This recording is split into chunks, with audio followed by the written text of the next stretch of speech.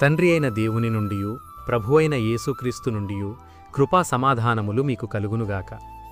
ఈరోజు దేవుడు తన పరిశుద్ధ గ్రంథములో నుండి మనకు అనుగ్రహించిన నేటి దేవుని వాగ్దానము యెషయా గ్రంథము 58వ అధ్యాయము 9వ వచనం. నీవు పిలువగా యెహోవా ఉత్తరమిచ్చును అని దేవుడు ఈరోజు మనతో మాట్లాడుచున్నాడు.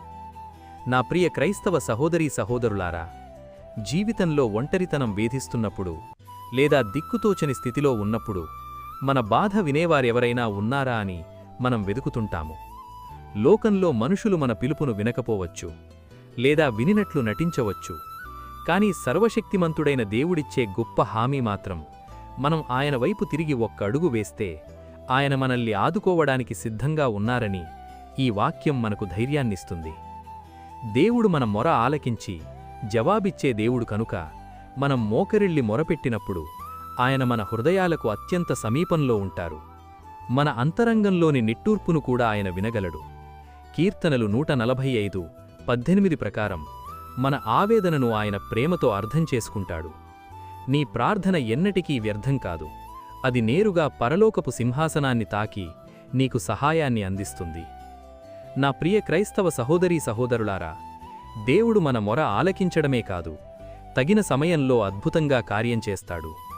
ఆపత్కాలంలో ఆయన మనకు కంటికి రెప్పలా తోడుగా ఉండి మనం వెళ్లాల్సిన సరైన దారిని చూపిస్తాడు. అంతేకాదు, లోకము ఇవ్వలేని దైవిక శాంతిని మన హృదయాలలో నింపి మనల్ని బలపరుస్తాడు. ఇలా దేవుడిచ్చే స్పందన మన ఆందోళనలను పోగొట్టి ఎంతటి క్లిష్ట పరిస్థితుల్లోనైనా మనల్ని ధైర్యతీరాలకు చేరుస్తుంది. నా ప్రియ క్రైస్తవ సహోదరీ సహోదరులారా, దేవుడు నీ ప్రార్థనలకు ఉత్తరమివ్వాలని ఆశతో దేవునివైపు చూస్తున్నావా? అయితే ఒకటి గుర్తుంచుకో, దేవుని నుండి జవాబు పొందాలంటే సందేహం లేని విశ్వాసంతో, లోతైన పూర్ణ హృదయంతో ఆయనను వెదకాలి. నీవు అలసిపోయిన చోట దేవుని హస్తం నిన్ను హత్తుకుంటుంది. నీవు పిలువగానే ఆయన కృప నిన్ను లేవనెత్తుతుంది. ఆయన చిత్తానికి లోబడుతూ నీతిగా జీవించేవారి మొరను ఆయన త్వరగా ఆలకిస్తాడు. వారు వేడుకొనక మునుపే నేను ఉత్తరమిచ్చెదను, వారు మనవి చేయుచుండగానే నేను ఆలకించెదను అని యెషయా 65:24లో గల దేవుని వాగ్దానాన్ని నమ్మి ప్రార్థిస్తే ఆయన తప్పక నీకు జవాబిస్తాడు. అట్టి కృప దేవుడు మనందరికీ అనుగ్రహించి ఇట్టి నేటి దేవుని వాగ్దానము మీ అందరి జీవితాలలో నెరవేరబడునుగాక. ఆమెన్. ప్రార్థన. మహాపరిశుద్ధుడవైన మా దేవా, దయగల మా తండ్రి, నేడు మీరు మాకు అనుగ్రహించిన ఇట్టి వాగ్దానాన్ని బట్టి ముందుగా మీకు వేలాదిక స్తోత్రములు చెల్లిస్తున్నాను.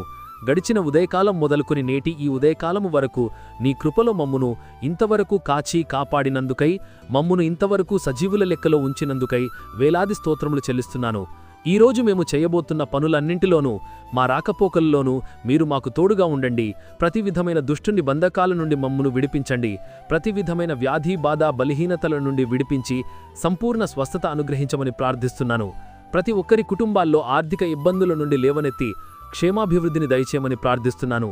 ప్రతి ఒక్కరి జీవితాల్లో శాంతి, సమాధానం, నెమ్మది దయచేసి మీ కృపలో భద్రపరచమని నజరేయుడైన యేసయ్య నామములో ప్రార్థించి వేడుకొనుచున్నాను నా ప్రియ పరలోక పరమ తండ్రి. ఆమెన్. దేవుని కృప, ఆయన నిత్య సన్నిధి కాపుదల సదాకాలం మీకు తోడై నడిపించునుగాక. ఆమెన్. నా ప్రియ స్నేహితులారా, మీరు ఇంతవరకు మన ఛానల్ని సబ్స్క్రైబ్ చేసుకున్నట్లయితే దయచేసి మన ఛానల్ని సబ్స్క్రైబ్ చేసుకోవాల్సిందిగా ప్రభు పేరిట మీ అందరికీ ప్రేమపూర్వకంగా మనవి చేస్తున్నాను.